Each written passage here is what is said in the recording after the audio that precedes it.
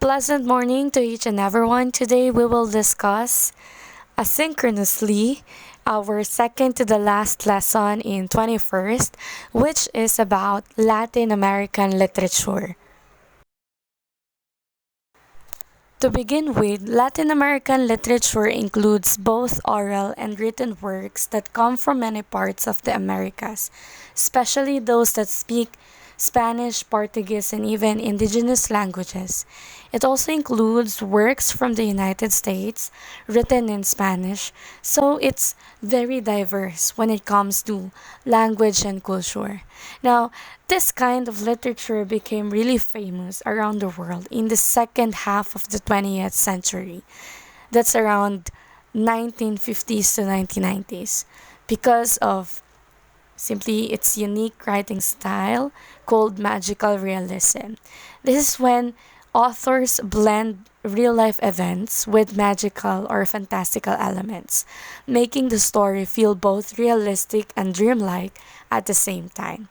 One of the most well known writers who used this style is Gabriel García Márquez, the author of 100 Years of Solitude.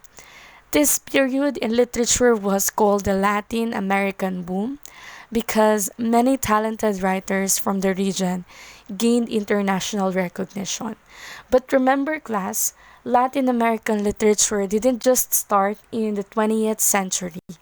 It actually has a long and rich history that goes back many centuries, filled with myths, legends, and cultural traditions from different civilizations and languages.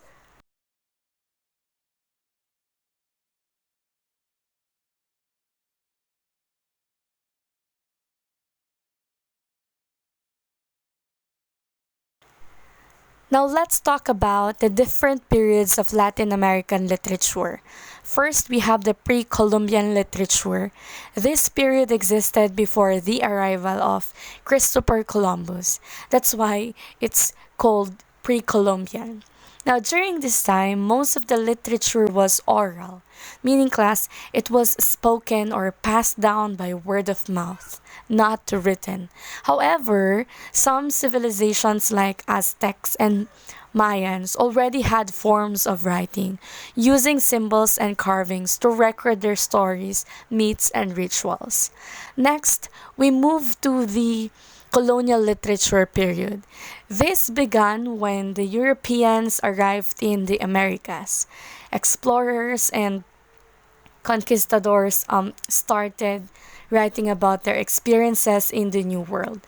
They wrote chronicles, which are historical accounts of chronicles of what they saw and did. For example, Christopher Columbus' letters and Bernal Diaz del Castillo's writings about the conquest of Mexico are good examples of this kind of literature. Then we have the 19th century literature, also known as foundational fictions. These were novels written after independence movements in Latin America. Here, writers tried to create a sense of national identity to show who they were as a people and as a new nation. Many of these works were written in the romantic or naturalist style, and they often explored issues like indigenous questions and the contrast between civilization and barbarism, basically between progress and tradition. In addition, during this time, something really important also happened. There was a gradual rise in women's education, and more women writers began to share their voices and ideas through literature, and this helped shape the literary scene even more. Now, let's move on to the period of Modernismo and the boom precursors in Latin American literature. Modernismo emerged in the late 19th century, and it marked a big change in how poetry was written and appreciated. This movement began with the Nicaraguan poet Ruben Dario, whose famous work Azul published in 1888 and is considered the founding text of Modernismo. More about Modernismo movement focused on um, renewing poetic form and technique, wherein writers experimented with free verse, used more symbolic and musical language, and explored beauty, art, and emotion in new ways. And what makes Modernismo special is that it was the first Latin American literary movement to have a global influence. It wasn't just about one country anymore. It actually represented Latin America as a whole, showing unity beyond the national differences. Then, in the early 20th century, another movement appeared called Indigenismo. This is one focused on indigenous culture, the traditions, struggles, and experiences of native communities. It aimed actually to raise awareness of the injustices they were facing that time. Through literature, writers gave a voice to the people who had often been ignored and ignored or misinterpreted or misrepresented. During this time, one of the most important figures was the Argentine writer Jorge Luis Borges. He became famous for creating what many call a new genre, which is the philosophical short story. His works often blended reality and imagination, using deep ideas about time, identity, and even existence. George inspired many of the authors who later became part of the Latin American boom. After Modernismo, another exciting artistic movement emerged. This one is called Vanguardia, which literally means forward or avant-garde. The Vanguardia movement came right after Modernismo, and it represented a bold and daring shift in Latin American literature and art. Writers and artists during this time wanted to break away from tradition. They didn't want to follow the old rules anymore. Wherein this movement was all about experimenting with new ideas, themes, and styles. Vanguard works often had surprising or shocking elements both in content and in form. They even introduced unusual language, fragmented structures, and abstract ideas, all meant to challenge readers and make them think differently. In short, class, the goal of Vanguardia was to push boundaries to go beyond what was considered normal or acceptable in literature and art. Here, writers wanted to express the modern world in a new way, full of movement, emotion, and creativity, even if it meant confusing or surprising their audience. American literature, the boom. After World War II, Latin America experienced a time of economic growth and renewed confidence. This period of progress and optimism also inspired a burst of creativity and literature, which we now call the Latin American boom. The boom happened during the 1960s and 1970s, and it marked a time when Latin American writers gained worldwide recognition. Their novels were being read not just in Latin America, but all over the world. Some of the most famous boom authors include Julio Cortázar, Carlos Fuentes, Octavio Paz, Mario Vargas Llosa, and of course, just like what I mentioned previously, Gabriel Garcia Marquez. Now, these writers became known for breaking away from traditional storytelling. Instead of telling stories in a straight, simple order, they used non-linear plots, shifting points of view, and experimental techniques. Their stories were bold, complex, and full of imagination, and they helped launch Latin American literature onto the global stage. In fact, class, one key figure during this time was Emir Rodriguez Monegal, who published a literary magazine called Mundo Nuevo. It featured new works from rising authors, including early chapters of Gabriel Garcia Marquez's masterpiece 100 Years of Solitude, published in 1966. That novel became one of the defining works of the boom, and it also popularized a special writing style called magical realism, where everyday reality is mixed with magical. or fantastical elements in a believable way. In short, class, the Latin American boom made the world stop and take notice. It proved that Latin American voices, stories, and creativity could stand and proudly on the international stage. Finally, let's talk about post boom and contemporary Latin American literature. Of course, after the success of the boom, a new generation of writers began to emerge, and their works were a little different. The post boom period is often known for its irony, its use of popular genres like romance or mystery, and its more down to earth storytelling. Some writers actually felt that the boom success became a heavy burden. They didn't want Latin American literature to be seen as only about magical realism. They wanted to show that their stories could explore many different voices, styles, and social realities. Others, however, decided to embrace and play with that tradition.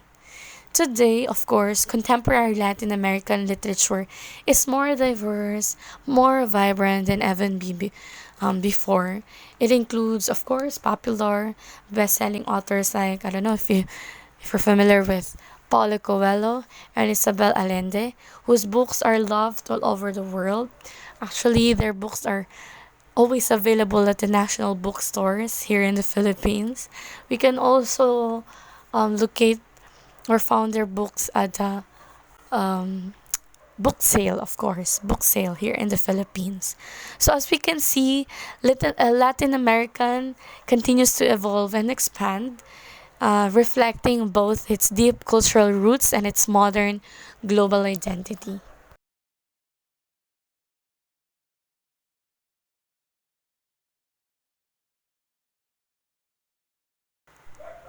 Now, let's look at the two important literary styles, the fantastic and magical realism.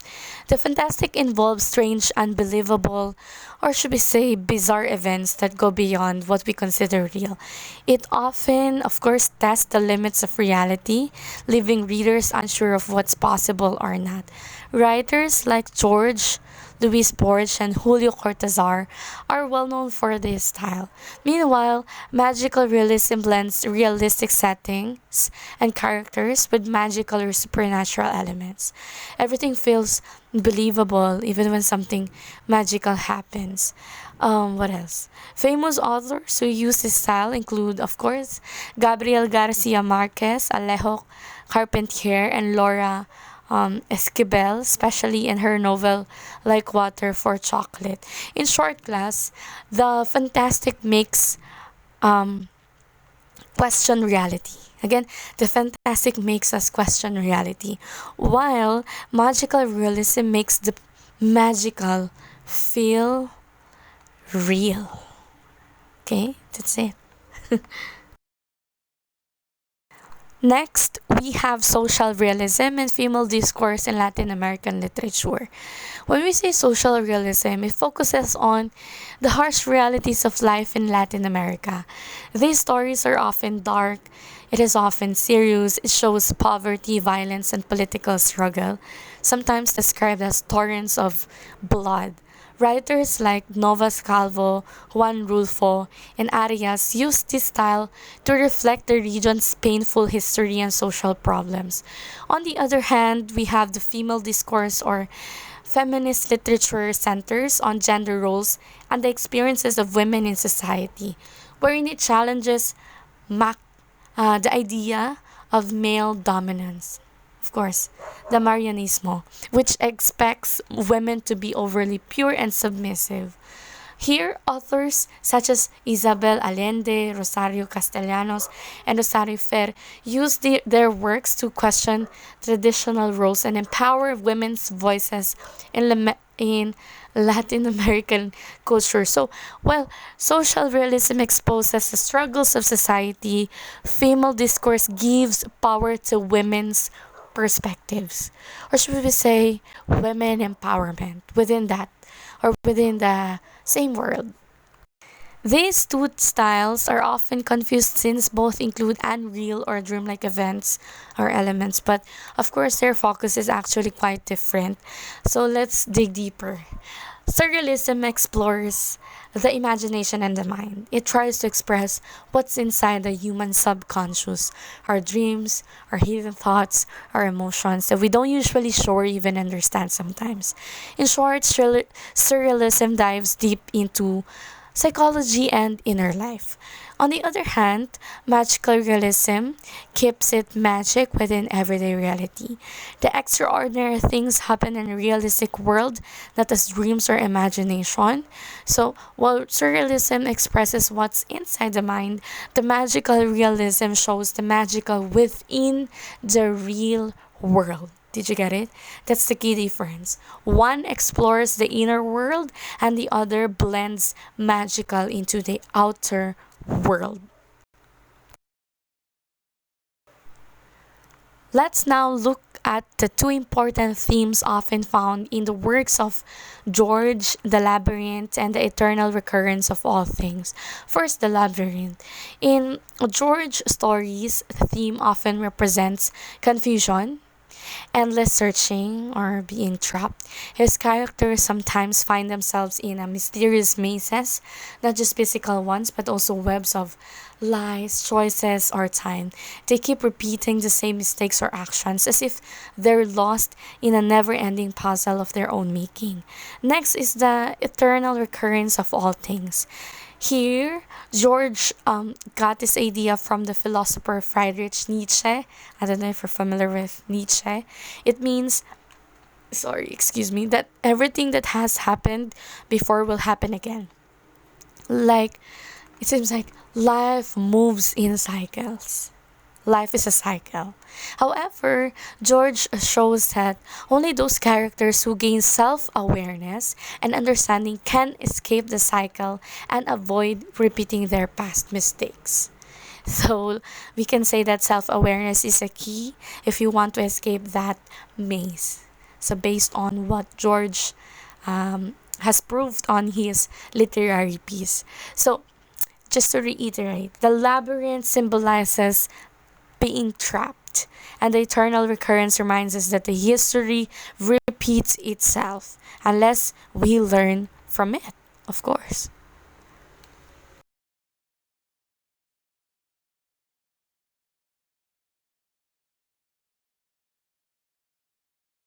The first prominent writers of Latin American, of course, we have Jorge Luis Borges. He's an author of fictionists, the most eminent Latin American author of any century, because to read him is so active and awareness of literature in which he has gone farther than anybody else. His short stories frequently present his reader with a dizzying array of libraries, labyrinths, and mirrors. So it's really important to, as a reader, you're active and you are not easily to be swayed by his style, since it offers a lot of mazes that needed to be escaped. Okay, once again, George Louis Borges. Second, of course, my personal favorite, Gabriel Garcia Marquez. I love him. I love his novels, especially The 100 Years of Solitude, one of the best novels that I consider in the Latin American. Marquez is known for his magical realism style. It blends beautifully the magical approach in writing with everyday magic um, scenes in his novel. Yeah, we have Gabriel Garcia Marquez, a Colombian writer. Third on the list, we have Pablo Neruda from Chile, Chilean. A poet of 20th century, he won the Nobel Prize for Literature in the year 1971. Um, that's it. No? We have Pablo Neruda. Fourth on the list, we have Octavio Paz, Mexican writer and poet. He won the Nobel Prize for Literature in the year 1990, the author of The Labyrinth of Solitude. His poetry often explores solitude and sensuality as well as language and silence. Fifth, we have Alejo Carpentier. His great stylistic contribution to Latin American literature was his magical realism called L'Oreal Maravilloso, which reflects the fantastic and often otherworldly properties of Latin American life. In addition, he embraces the extreme as never too far from the truth. Of course, with his novel The Kingdom of This World and the like. Next, we have Gabriela Mistral. Her poetry captures not only the wide political themes of Latin American identity and progress, but also the intimate spheres of loss, grief, and motherhood. She remains the only female Latin American author to win the Nobel Prize in the year 1945. Once again, Gabriel Mistral. Seventh, we have Carlos Fuentes. His books reflect constant political striving, interrogating the ideals of revolution, power, equality, justice, and violence. He is the author of The Death of Artemio Cruz, that happily utilizes the tools of multiple narration and interior monologue. So if you're curious about his work, you can simply look for the copy via Google. Once again, we have Carlos Fuentes. Next, of course, last but not the least, we have Isabel Allende, a post-boom author. Her novels frequently blend myth and reality. She draws from the fount of magical realism that has helped capture the Latin American experience. American Treasure. She's the American treasure, by the way. A figure of world culture. She has appeared in Olympic ceremonies. She won Chile's National Literature Prize and won a Presidential Medal of Freedom. She's really great. She is really, really great. If you're curious about her work, then you know what to do. Look for her materials online. Okay? That concludes our discussion for this morning. I hope, class, you jot down all the important details because as the class resumes on Wednesday, if wala nang cancellation, definitely be ready for a quiz. So please review your notes. Please review the video. And if you have extra time, please follow this YouTube channel for more videos, for more relevant videos. That will be all, class. Thank you so much and adios.